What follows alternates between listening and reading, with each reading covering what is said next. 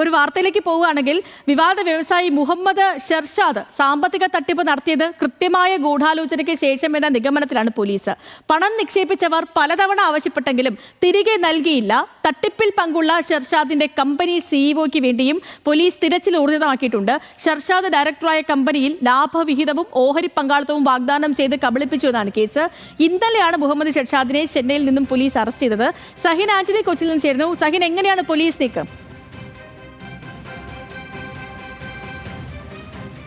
സേതു, വിവാദ വ്യവസായി മുഹമ്മദ് ഷെർഷാദിൻ്റെ ഇടപാടുകളെ കുറിച്ചാണ് പോലീസ് കാര്യമായി അന്വേഷിക്കുന്നത്. പെൻഡ്ര പ്രൈവറ്റ് ലിമിറ്റഡ് എന്ന് പറയുന്ന കമ്പനി വഴിയായിരുന്നു ഇയാൾ പണം വാങ്ങിയിരുന്നത്. ഇപ്പോൾ 40 ലക്ഷം രൂപ രണ്ടുപേരിൽ നിന്ന് KP ഒള്ളൂർ റോഡിലുള്ള കടവന്ത്ര KP ഒള്ളൂർ റോഡിലുള്ള സാജു ഒപ്പം തന്നെ മനീഷ് എന്ന് പറയുന്ന രണ്ടുപേരിൽ നിന്നും ഇയാൾ തട്ടിച്ചു എന്നുള്ളതാണ് പരാതി. ഈ വ്യക്തികൾ പോലീസിൽ പരാതി നൽകിയിരുന്നു. പലതവണ പോലീസ് ഈ വ്യക്തികൾ പണം ആവശ്യപ്പെട്ടു, എന്നാൽ ഇയാൾ പണം നൽകാൻ തയ്യാറായി. മാത്രമല്ല, ഗൂഢാലോചന നടത്തിയ ശേഷമാണ് തട്ടിപ്പ് നടത്തിയത് എന്നുള്ളതാണ് പോലീസിന്റെ കണ്ടെത്തൽ. കൂടാതെ ഉയർന്ന ലാഭം ഇയാൾ വാഗ്ദാനം ചെയ്തിരുന്നു. നിക്ഷേപ തട്ടിപ്പാണെന്ന് പോലീസ് കണ്ടെത്തിയിട്ടുണ്ട്.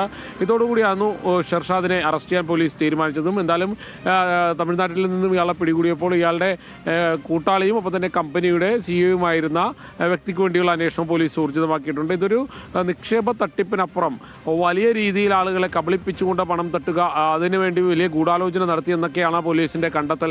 സേതു.